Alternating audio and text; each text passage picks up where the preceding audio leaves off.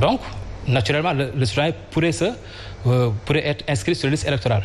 Donc, pourquoi maintenant avec... Mais on peut avoir justement le domicile qui est inscrit, mais on déménage. Si on déménage, par exemple, moi j'habite à Dakar, je vote à Saly, comment ça peut se comprendre également. Il y aura peut-être d'autres problèmes si on en arrive là. Il faudrait que les procédures soient des procédures souples.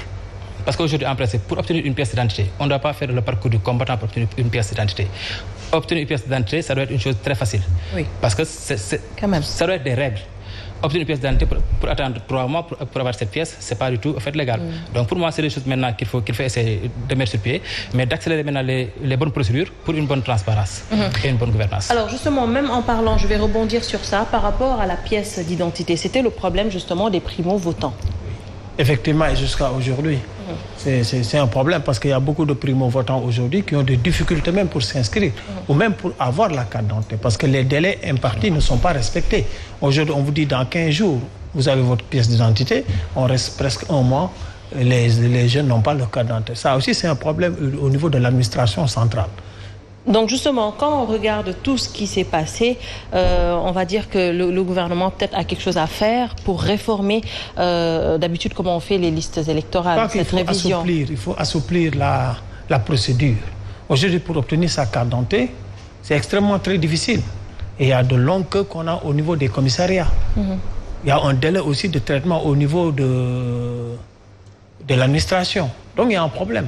Et très souvent, il y a beaucoup de gens qui, à la limite, ne vont pas participer à ces élections parce qu'il y a des lenteurs administratives incompréhensibles. Pire encore, quand on est au niveau de la commune, là aussi, il y a un problème. Parce que je crois que quand le délégué de quartier, quand même, émet le certificat de domicile, c'est sur des bases très claires. On est obligé de reprendre la même chose, ou pire même au niveau de la commune pour avoir cette résidence.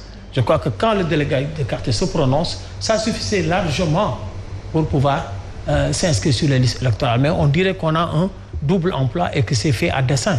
Parce qu'il y a aujourd'hui beaucoup de maires dans nos communes. Ils font un système qui ne vous permet pas réellement, ou bien qui vous décourage même, avant même d'arriver à faire ce qui est un droit constitutionnel.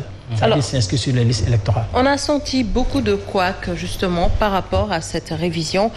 Comment analysez-vous la posture de l'opposition? On a vu des candidats, des autorités, des opposants crier quand même au vol par rapport justement au transfert d'électeurs. Comment vous avez analysé leur posture et leur réactivité? Très honnêtement, je ne vais même pas l'analyser sur la posture de l'opposition. Oui. Parce que d'abord, c'est une analyse globale. D'accord. Parce que il y a des communes qui sont dirigées par des maires de l'opposition et ces mêmes pratiques-là existent dans ces communes-là.